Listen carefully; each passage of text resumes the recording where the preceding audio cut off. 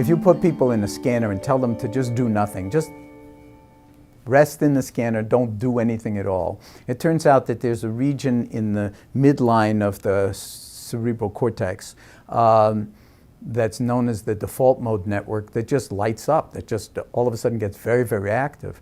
Meanwhile, you're told to do nothing, and then your brain starts to use up energy a lot of ATP in this, activation in the medial frontal areas.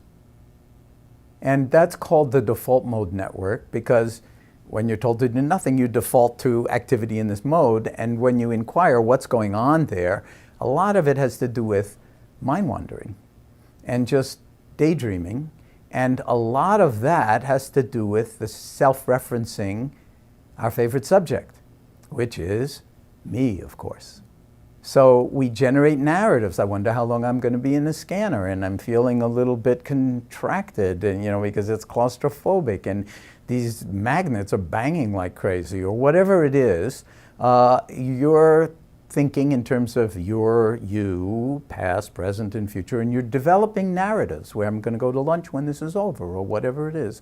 And those narratives are a form of self-reference. And that's called, as I said, it's also called the narrative mode network, or the narrative network, and it's the story of me.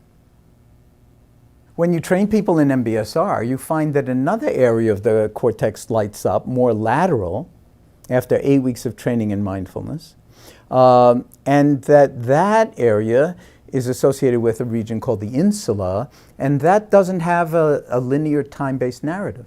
It's just the experiencing of the present moment in the body, breathing in, breathing out, awake, no narrative, no agenda.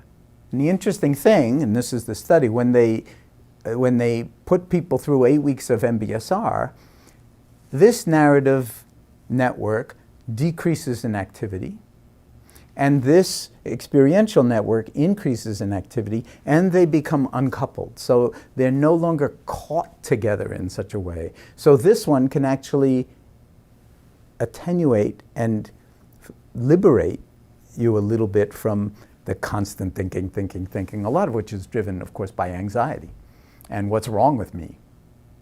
The story of me is often a depressing story and a fear-based story. We're like driving the car with the brake on, with the emergency brake on. And if we learn how to just kind of release it, everything will unfold